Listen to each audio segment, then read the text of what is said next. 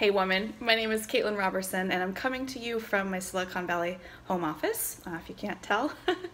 And I am so excited to be coming to Memphis for my first time on June 13th to meet with you and with the rest of the NAWBO community.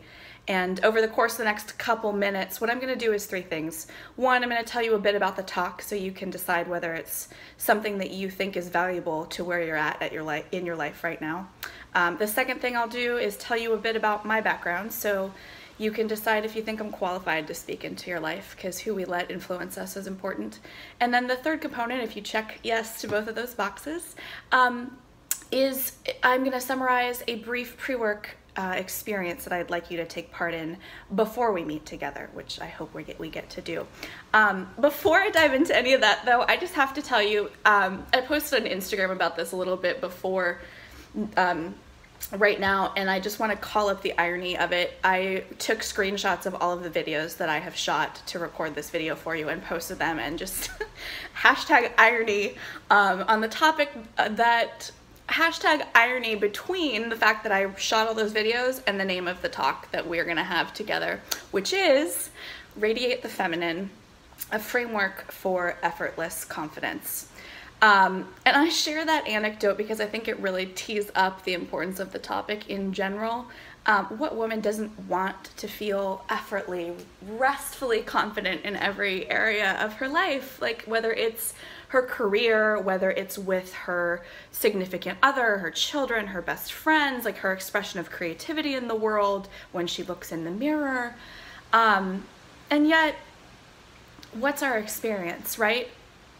Confidence does not come easily, and that's actually why I'm so excited to be talking with you about this topic, because over the course of my lifetime, and of course I think this is part of, we live ourselves into iterative levels of confidence because we are constantly in new situations and we constantly need to be exercising,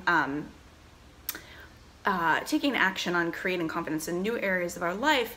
But that being said, as I have studied over the course of the last, I don't know, decade of my living experience, and some of that has included neuroscience research, talking with experts, and I talk about it in my first book, 30 Ways to Happy. What's been really surprising to me as I've gotten into it is to realize some very surprising truths about how confidence is created and how we come to feel confident as people, not just women. And that's what I'm going to talk about with you when we get together on June 13th. The 3 steps to confidence creation, to becoming effortlessly confident. Confident. The first step is to discover artificial expectations and limiting truths that might be getting in your way. The second step is to develop a new set of guiding principles that are going to guide you as you live yourself into the life that you want to lead. And then the third step, of course, is developing an action plan and accountability where you can bring that life to yourself. So that's what we're going to do. As far as my background goes, I've always been in storytelling. It started out in PR, then I started at a nonprofit and fundraised by telling stories via a wine auction to the media and to large donors. And then I started and sold a very small content marketing agency that helped software enterprises with their messaging strategy. And that's actually a really hard problem in technology these days, because you're trying to sell to C-level buyers who don't even sometimes know about the technology that companies are creating. So there's a lot of education that's to go into the selling process.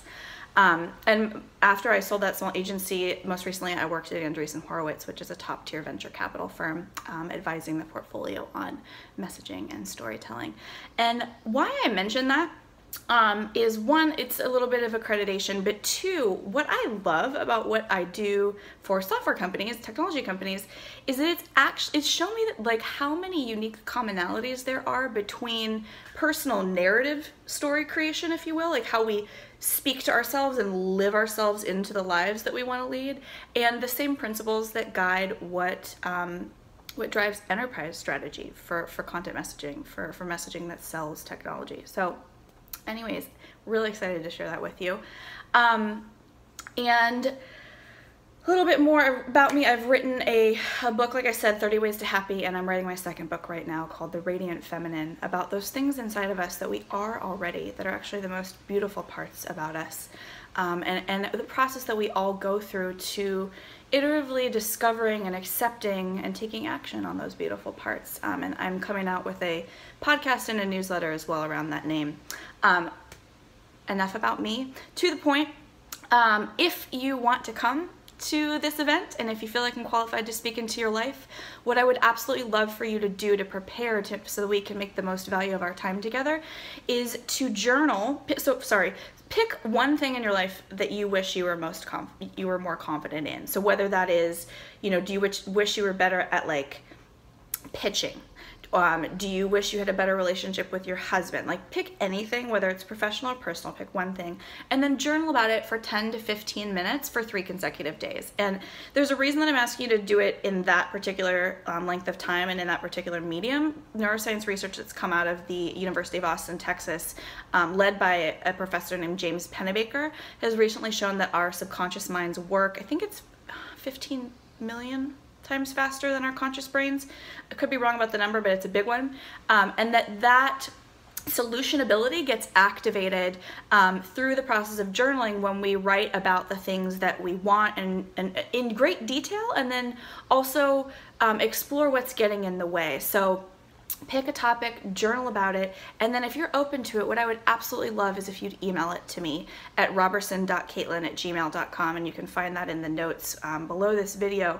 And what that's going to do is give me a sense of what the feminine community in Memphis is struggling towards and what is on the collective, on top of our minds and our collective consciousness, and it'll help guide how I frame up my expertise to help us get where we want to go.